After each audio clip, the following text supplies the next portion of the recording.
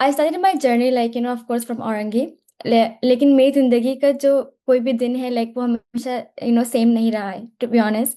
क्योंकि मेरी ज़िंदगी में बहुत सारी चीज़ें थी जो लोगों को नहीं भी पता है एक्चुअली, क्योंकि मैंने तीसरे जाने से पहले एक्चुअली मैंने 9 स्कूल बदले। हमने बहुत सारे इलाके बदले। ओ, नो 9 स्कूल्स। अच्छा। जी जी जी जी।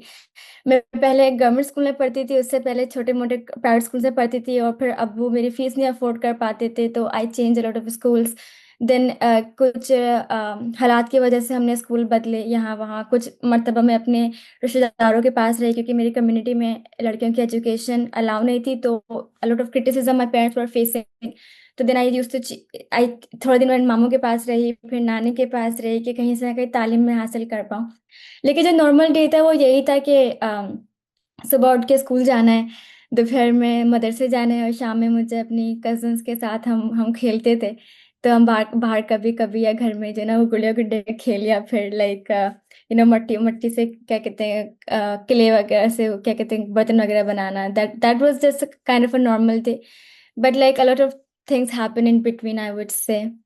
तो क्या कहते काफ़ी इनस्टेबिलिटी थी। आई थिंक काफ़ी ज़्यादा केओस भी था लाइफ में ऑनेस्टली। ज़्यादातर जो मेरे बचपन की जो मेमोरीज हैं वो एक्चुअली लाइक इतनी अच्छी नहीं है, to be honest. I always say कि आई लाइक माई एडल्टहुड मोर क्योंकि मेरा बचपन बहुत ज़्यादा मुश्किलात में गुजरा है, बहुत ज़्यादा कन्फ्यूजन में गुजरा है actually Kaina, this is an important aspect. That's why I touched upon it because जो जो हमारी यंगर जनरेशन है जो केओस से गुजर रही है, अनसर्टेनिटी से गुजर रही है, महंगाई से गुजर रही है, वो ये समझते हैं कि आगे भी बहुत ब्लीक है। तो आपने केओस से निकाल के अपने आप को, I don't want to talk that much because you know your story is so fascinating and it's the start of the journey.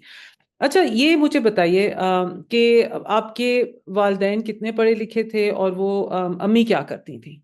Actually मुझसे ज़्यादा मेरे पेरेंट्स की कहानी बहुत ज़्यादा क्या कहते हैं इंस्पायरिंग है। तो मेरे अब्बू डेली वेज लेबरर थे, and then he become a homeopathic doctor actually. अच्छा। एंड यस, गवर्नमेंट स्कूल से पढ़ के उनके पास एमबीबीएस तो वो नहीं कर सकते, उनके पास फीस नहीं थी, लेकिन someone helped him to actually become a homeopathic doctor. और मेरी अम्मी ड्रॉप आउट थी जब उनकी शादी हुई मेरे पापा से। और मेरे अम्मी ने स्कूल स्टार्ट किया एक्चुअली जब मैं 8 साल की थी, गवर्नमेंट स्कूल से। And my mother became a midwife through Orangi और Orangi pilot project. I think Qatar hospital जो औरंगी में है वो मिडवाइफ को हाँ। ट्रेन करता है। देन सो मच हैपन, क्योंकि जब मेरी अम्मी पढ़ना चाह रही थी तो हमारे खानदान में तो कोई पढ़ने नहीं दे सकता था कि बहू घर की पढ़ने जाएगी। तो अम्मी ने अपनी मैट्रिक तो कंप्लीट कर लिया, लेकिन she had to drop out from the midwifery programme. Then she start practising in the local clinic. लेकिन मेरे पेरेंट्स ने बहुत जद्दोजहद करी थी, like in the beginning they face a lot of poverty, but then my father was a very fond reader.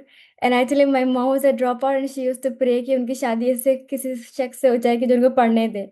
Then he got married to my she got married to my father. तो उन्होंने पढ़ाई का बोला, बाबा ने बोला वसाइल है नहीं लेकिन तुम गवर्नमेंट स्कूल से पढ़ सकती हो। लेकिन फिर किसी से ज़्यादा नहीं मिली, मेरे दादा दादी कोई कम्युनिटी में कोई पढ़ा लिखा नहीं था। Then after a while when my grandfather passed away, तब मेरी अम्मी को लगा कि थोड़ी सी आज़ादी थोड़ी मिल जाएगी अब। तो then my mom started to study in government school, तो वहाँ से फिर हम अम्मी ने मैट्रिक पास किया। तो उनका ड्रीम तो कम से कम हो गया कि वो मैट्रिक और इंटर कर पाए। मेरी अम्मी का ड्रीम वहाँ पर कंप्लीट हुआ।